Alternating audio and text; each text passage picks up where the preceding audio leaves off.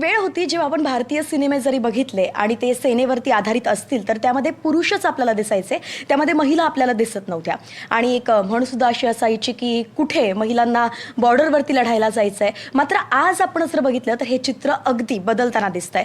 फक्त चित्रपटांमध्येच आपल्याला महिला दिसत नाहीयेत, तर बॉर्डरवर सुद्धा आपल्याला महिलांचं नेतृत्व पाहायला मिळत आहे. आणि हे प्रकर्षानं आपण सगळ्यांनी पाहिलं ते ऑपरेशन सिंदूरच्या वेळी. जेव्हा ऑपरेशन सिंदूर राबवल्यानंतर नेमकं ही मोहीम कशी चालवली गेली होती आणि त्या ठिकाणी कशा पद्धतीनं महिलांनी आपलं नेतृत्व दाखवलं होतं हे स्वतः सांगितलं पत्रकार परिषदेतून 2 महिला ऑफिसर्सनंच. आणि त्यानंतर प्रचंड चर्चा झाली होती. महिला सशक्तीकरण, भारताचं नेतृत्व जेव्हा महिला करतायत हे प्रकर्षानं समोर आलं आणि संपूर्ण भारतीयांची मान आपण म्हणतो अभिमानानं उंचावली गेली. अजून एक महत्त्वाची मोहीम सध्या भारत करत आहे आणि ते म्हणजेच आहे IASV त्रिवेणी. या नौकेतून प्रदक्षिणा घातली जाते संपूर्ण समुद्राला. तिन्ही सुद्धा दलांच्या महिला ऑफिसर्स नेतृत्व करतायत. त्याच संदर्भात 2 महत्त्वाच्या ज्या ऑफिसर्स आहेत, मेजर ओमिता दळवी अर्थात त्या मराठी आहेत, त्याचा आपल्याला अभिमानच आहे. आणि दुसऱ्या ज्या आपल्यासोबत या ठिकाणी उपस्थित आहेत त्या स्क्वॉड्रन लीडर आरुवी जयदेव. आपल्या सगळ्यांचं खरं तर मनापासून स्वागत आहे, दोघींचंही स्वागत आहे. धन्यवाद. एक महिला म्हणून जेव्हा आज मी तुमची इथे मुलाखत घेते आणि ही जी प्रदक्षिणा चालू आहे आणि ज्या पद्धतीनं आपण पाहतोय की महिला पुढे येत आहेत, मला खूप चांगलं वाटतंय स्वतः. पण तुम्हाला कसं वाटतंय हे जे बदललेलं चित्र आहे, तुम्हाला कसं वाटतंय? आय थिंक मला या गोष्टीचा अभिमान आहे की आज आम्हाला ही अपॉर्च्युनिटी मिळते आहे की आम्ही स्वतःला सिद्ध करून दाखवू शकतो. सो नक्कीच मला या गोष्टीचा अभिमान आहे. पण मला असं पण वाटतं की कुठलंही काम जे आहे ते जेंडर स्पेसिफिक नाही आहे की हे फक्त एका स्त्रीने केलं पाहिजे किंवा हे फक्त एका पुरुषाने केलं पाहिजे. I think totally it's on the basis of merit की कोण हे काम सर्वात जास्त चांगलं करू शकतं यावर. अर्थातच. आणि आपको कैसा लगता है जब आप देखते हो कि जो महिला है अभी उनको नेतृत्व दिया भी जा रहा है और वो खुद को वहाँ पे प्रूव भी कर रही है? जो हम ये सर्कमनेविगेट करके प्रूव यही करना चाह रहे हैं कि ऐसा कोई क्षेत्र नहीं है जहाँ पे महिला अपना एक्सेलेंस नहीं दिखा रही. और हम यही फ्यूचर जनरेशन को भी मार्गदर्शन देना चाह रहे हैं कि जो भी आप ड्रीम करते हो, जो भी आप सपना देखते हो वो आप कर सकते हो. कोई जेंडर स्पेसिफिक रोल नहीं है. आप लड़का लड़की ये बोल के आप अपने ड्रीम्स को छोटा ना कीजिए. सब कुछ अचीवेबल है. आपके डेडिकेशन, सिंसियरिटी और आप कितनी शिद्दत से कुछ पाना चाहते हो. ये तो बहुत मोटिवेशन की बात है जो आपने कही है. और ये सारी महिलाएं ही नहीं सिर्फ, लेकिन पुरुष जो उनको नेतृत्व दे रहे हैं उनके लिए भी ये बहुत जिम्मेदारी का काम है और वो भी शायद ये सोच के मोटिवेट हो जाएंगे. एक महत्त्वाचा एक दुसरा मुद्दा तुमच्याकडे दळवी मॅम. ही जी सध्या प्रदक्षिणा चालू आहे ती नेमकं काय हे आपल्या प्रेक्षकांसाठी थोडं सविस्तर. ही जी मोहीम आहे याचं नाव आहे समुद्र प्रदक्षिणा आणि तिन्ही दलांचे महिला अधिकारी 10 महिला अधिकारी याचा भाग आहे. आम्ही दोघीही त्याचाच भाग आहोत. याचा पहिला टप्पा होता तो मुंबईपासून ऑस्ट्रेलियापर्यंतचा होता, तिथे मी सहभाग घेतलेला. त्याच्या पुढे ऑस्ट्रेलियापासून न्यूझीलंडचा जो टप्पा होता तो स्क्वॉड्रन लीडर आरुवी जयदेवनी सहभाग घेतला होता. आणि आता जो तिसरा टप्पा चालू आहे तिथे आमची टीम जी आहे ती अर्जेंटिनाला आता 18 फेब्रुवारीपर्यंत पोहोचण्याची शक्यता आहे.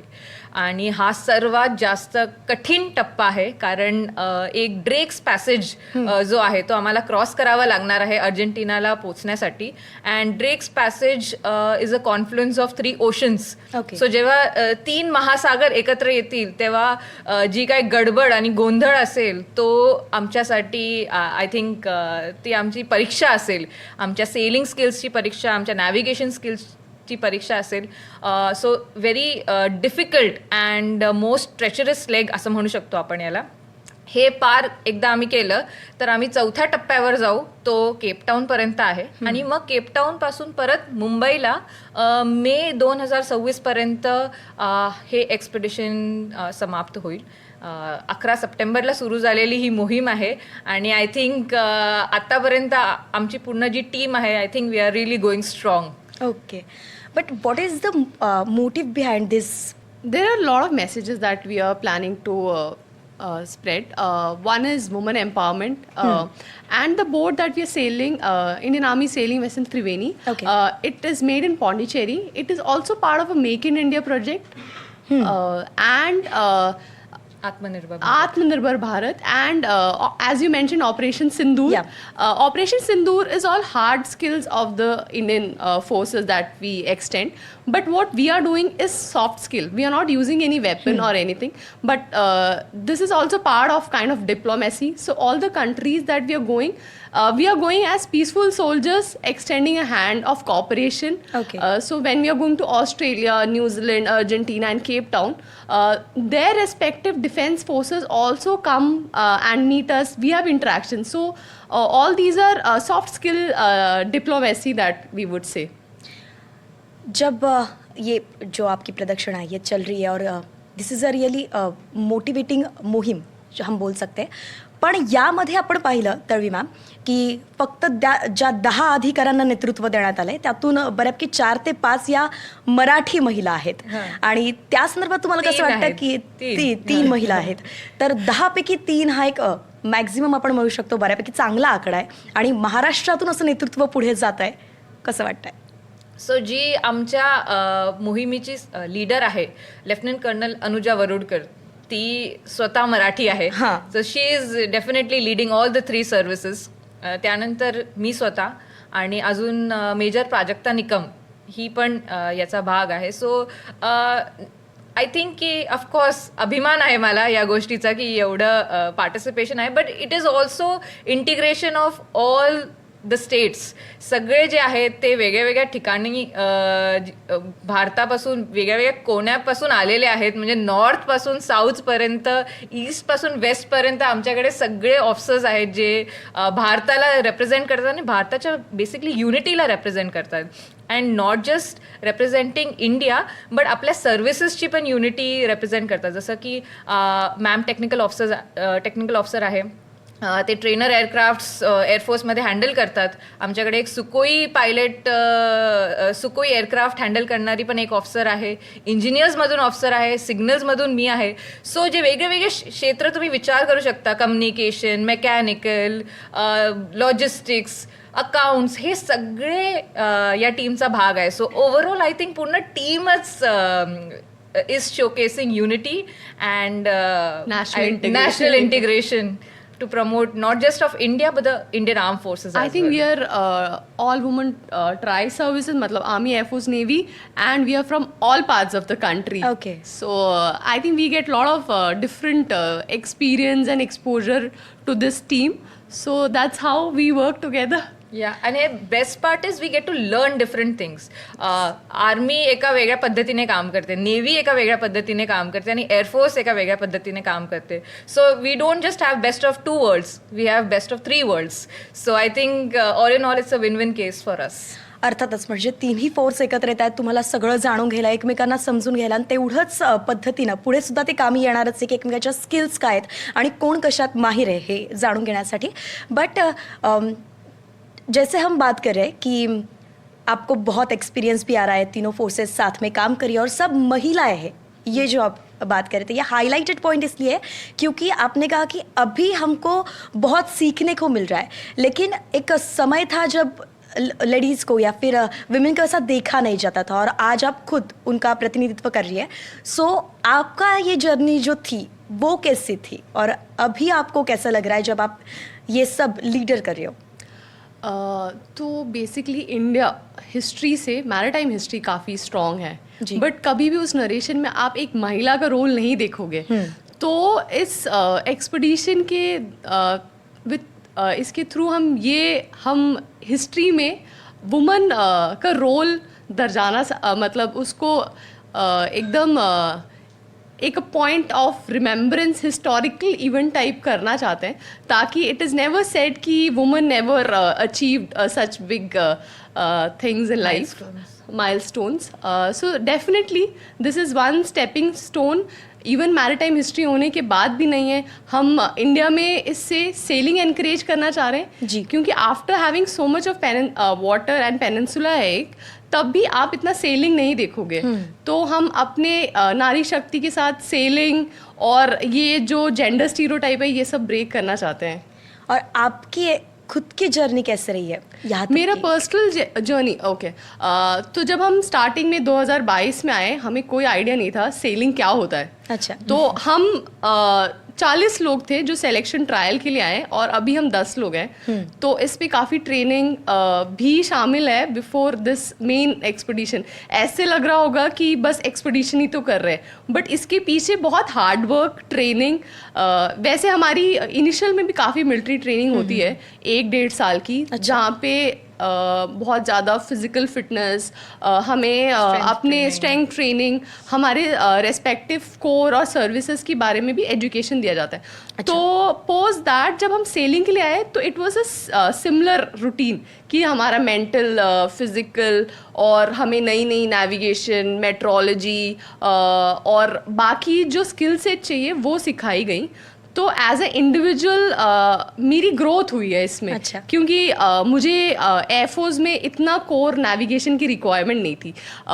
मेट्रोलॉजी में बारिश हो रही है ये देख के बता सकते थे, बट अभी आप डिफरेंट सॉफ्टवेयर्स और इसको रीड कर सकते हो, क्योंकि सेलिंग सी में आपको कोई असिस्ट करने वाला नहीं है, you are yourself doing everything. तो ये स्किल सेट आपने खुद डेवलप किया।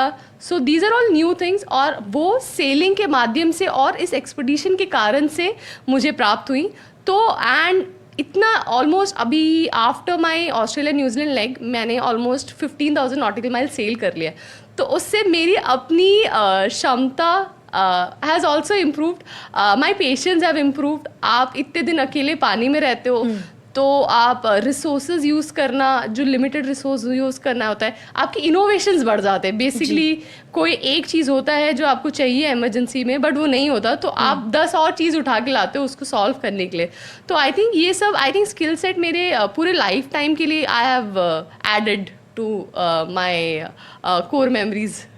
खूपच चांगला एक्सपिरियन्स yes. असं म्हणू शकतो. दळवे मॅम, एक मराठी म्हणून तुम्हाला एक महत्त्वाचा प्रश्न, तुमचा स्वतःचा प्रवास कसा राहिला? अगदी तुम्ही कुठल्या गावापासून येता तर आजपर्यंत इथपर्यंतचा तुमचा प्रवास.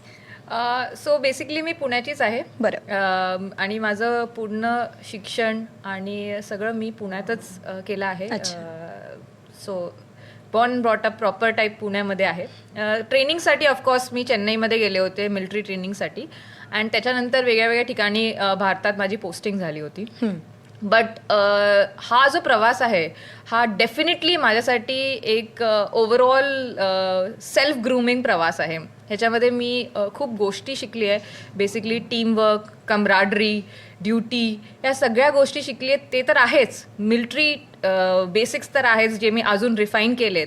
बट या पलीकडे एक नवीन स्किल जी मी डेव्हलप केली आहे सेलिंगसोबत, नॅव्हिगेशन, मीट्रोलॉजी, सर्वायवल स्किल्स, या सगळ्या गोष्टीमध्ये एक ओव्हरऑल एक्सपोजर जो मिळाला आहे तो आय थिंक खूप युनिक आहे.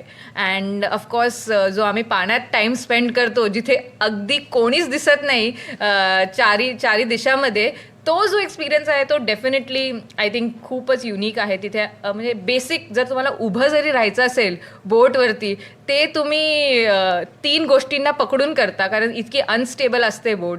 जेवण करायचं असेल तर तुम्हाला ते जेवण नाही मिळणार स्विगी झोमॅटोवरून जे तुम्हाला इन्स्टंट मिळेल बोटवरती. सो या सगळ्या गोष्टी कशा आपण कोपअप करू शकतो, कसं आपलं लिव्हिंग एक बनू शकतो जेव्हा हे सगळं लक्झरीज तुमच्याकडे नाही आहे. इनफॅक्ट इवन आंघोळ जरी करायची असेल, जी बेसिक सकाळी उठल्या उठल्या आपण सगळे करतो, तेही 10 दिवसांनी एकदा जेव्हा वेळ मिळेल आणि जर वेदर परमिट करेल तेव्हा आपण करतो. तो लक्झरीजचं महत्त्व करणं अँड जे रिसोर्सेस तुमच्याकडे आहे त्याला कसं चांगलं तुम्ही युटिलाइज करू शकता, आय थिंक या सगळ्या गोष्टी yes have been added like feathers in my cap.